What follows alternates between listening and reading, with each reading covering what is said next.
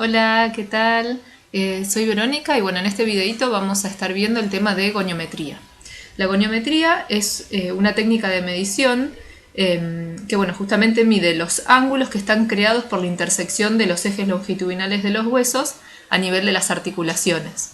Es decir, mide los ángulos que se generan entre los huesos del cuerpo humano en las articulaciones. Los objetivos que tiene la goniometría son, por ejemplo, evaluar la posición de una articulación en el espacio. Si lo que quiero realizar es eso, entonces es un procedimiento estático, porque uno simplemente estaría midiendo la posición de esa articulación. Puede tener como objetivo también poder evaluar el arco de movimiento de una articulación en cada uno de los tres planos del espacio. Y entonces en ese caso se trataría de un procedimiento dinámico que se utiliza para objetivizar y cuantificar la movilidad que tiene una articulación. Los grados de movilidad sería el arco de movimiento que está medido en grados entre el inicio y el final de un movimiento en un plano determinado, ¿sí? Y la postura inicial en la que se comienza a medir ese movimiento es la posición neutra, o también llamada posición cero. En esta posición neutra, posición cero, fíjense que en la que tenemos acá, el individuo se encuentra parado con la mirada hacia adelante, los brazos están colgando al costado de su cuerpo, los pulgares están dirigidos hacia adelante y los miembros inferiores están uno al lado del otro con las rodillas en extensión, con los pies paralelos y separados por el espacio que tienen el ancho de las caderas. Esa posición neutra es entonces, posición neutra o cero, ¿sí? Es la posición de referencia que se adopta como punto de inicio para realizar la medición goniométrica. Por otro lado tenemos lo que nosotros veíamos antes en anatomía, ¿sí? La posición anatómica, que a diferencia de la posición neutra, fíjense, observen las manos, el individuo se coloca con las palmas de la mano mirando hacia adelante. Y por otro lado tenemos a la posición funcional, que es aquella posición fisiológica que adoptan las articulaciones de forma natural cuando están, digamos así, en reposo, y obedece a un tono muscular normal que genera que todas las articulaciones queden en una actitud de semiflexión, ¿sí? Entonces observemos ahí la posición de las manos, de las rodillas, ¿sí? de todas las articulaciones. Entonces nuevamente en goniometría la posición de referencia que utilizamos es la posición neutra. Si nosotros, por ejemplo, queremos medir los grados de movilidad de alguna articulación, eso siempre se hace en alguno de los tres planos ¿sí? que ya conocemos, que son el plano sagital, el plano frontal, el plano transversal. Entonces, acá también es importante el tema de la planimetría, que digamos, recuerden ustedes, que nos permitía digamos, poder dividir el cuerpo para que sea más fácil su estudio, por ejemplo en anatomía, pero también nos permite identificar los distintos movimientos que se pueden producir en cada uno de estos planos, ¿sí? No los vamos a repasar porque ustedes ya lo saben, pero bueno, son estos tres, ¿sí? El plano sagital, frontal y transversal. En el plano sagital ocurren los movimientos de flexión-extensión, en el frontal los movimientos de aducción, abducción o inclinación, y en el plano transversal los movimientos de rotación. El arco de movimiento, los grados de movilidad, es la cantidad de movimiento expresada en grados que tiene una articulación en cada uno de los tres planos del espacio, ¿sí? Los tres planos que nombramos recién. Hay distintos factores que pueden influir en el grado de movilidad que tenga una articulación. Una de ellas es, digamos, está primero por cuestiones anatómicas, ¿sí? Por el tipo de articulación de la que estemos hablando, ¿sí? No tienen la misma movilidad las articulaciones digamos, de tipo de artrosis, anfiartrosis o la sinartrosis, y dentro de las articulaciones de tipo de artrosis ya sabemos que cada uno de los géneros distintos de articulaciones que hay tienen digamos, distintos grados de movilidad, ¿sí? Entonces primero hay una cuestión anatómica. Después también tenemos la cuestión de la integridad de los elementos anatómicos que estén formando esa articulación. ¿sí? Es decir, cómo están los elementos óseos, la articulación en sí, las cuestiones musculares, los tendones, los nervios, la cobertura cutánea, ¿sí?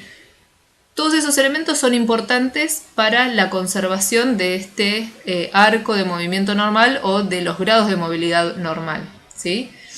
Por otro lado, también influye el estado de conciencia. ¿Por qué? Porque los movimientos activos, que son los que se realizan, digamos, por voluntad propia, solo son posibles, cuando uno está consciente, ¿sí?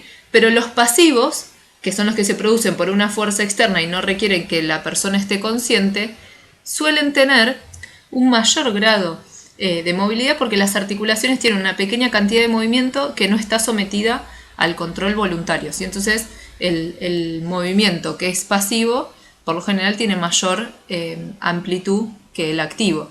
Y por otro lado tenemos ciertas características individuales como ser la edad, el sexo, la cultura, el entrenamiento, ¿sí? Que van a influenciar este rango de movilidad.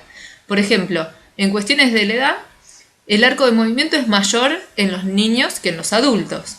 Si tenemos en cuenta el sexo, bueno, en general las mujeres tienen mayor grado de movilidad articular que los hombres, ¿sí? Por ejemplo, si tenemos en cuenta la cultura, se vio que en China, por ejemplo, que pasan mucho tiempo en posición de cuclillas, las personas que viven ahí tienen un mayor grado de movilidad en las articulaciones de los miembros inferiores. Y entonces hay también cuestiones culturales que pueden influenciar en la amplitud de este rango de movimiento. También el entrenamiento, ¿sí? Los deportistas, los bailarines profesionales, ¿sí? Si tienen, digamos, un entrenamiento específico, pueden aumentar este rango de movilidad. Y también existen, por otro lado, ciertas patologías, digamos, que pueden o disminuir o incrementar el arco de movimiento.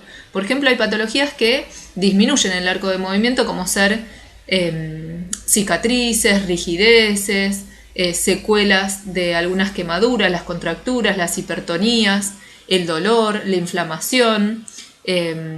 Por ejemplo, si un sujeto estuvo mucho tiempo inmovilizado, todas esas cuestiones disminuyen el arco de movimiento o los grados de movilidad que pueda tener una articulación, pero también hay ciertas otras que lo pueden incrementar, como ser la hipotonía o la laxitud constitucional que pueden tener ciertos individuos, y eso hace que tengan un mayor arco de movimiento. Estos grados de movilidad, el rango óptimo de movimiento o el arco de movimiento se pueden clasificar en activo o pasivo. Es activo en el caso que el movimiento se produzca por la contracción muscular voluntaria de la persona, ¿sí? Sin la asistencia de nadie externo, ¿sí? Este rango de movilidad activa da información sobre la posición al movimiento, la coordinación, la fuerza muscular, ¿sí? que tiene el individuo, el rango óptimo de movimiento articular que posee ese individuo, ¿sí? Por el contrario, los grados de movilidad o rango óptimo de movimiento pasivo es el que está realizando el examinador sin la ayuda de la acción muscular de la persona que está siendo examinada, ¿sí? O sea, el que realiza el movimiento es en realidad el examinador, no el que está siendo examinado. Y en este caso, este ROM pasivo lo que está dando de información es acerca de cómo es la integridad de la superficie articular y de la cápsula de la articulación que está siendo evaluada. La movilidad pasiva siempre es mayor que la movilidad activa porque las articulaciones tienen cierto grado de movimiento posible que no puede ocurrir bajo el control de la voluntad. Entonces fíjense, por ejemplo, en la articulación coxofemoral, si la articulación de la cadera, en ambos casos con rodilla flexionada, en caso que esa flexión sea realizada de forma pasiva, alcanza los 160 grados. Si es activa, 140 grados. Entonces fíjense la diferencia entre que sea pasiva y activa. Bien, después tenemos los instrumentos de medición para la goniometría, que pueden ser cintas métricas, goniómetros, inclinómetros, se utilizan también cámaras fotográficas, giroscopios, sistemas de análisis de movimiento. Hay también aplicaciones, ¿sí? Que se pueden usar en el celu, que poseen goniómetros e inclinómetros y que nos permiten realizar estas mediciones. Fíjense, acá tenemos distintos goniómetros y distintos ejemplos que comprenden, fíjense, un cuerpo que es como si fuese un transportador donde uno puede ir viendo los ángulos y tiene dos extremidades que se llaman brazos, ¿sí? Hay uno que es fijo y otro brazo que es móvil, ¿sí?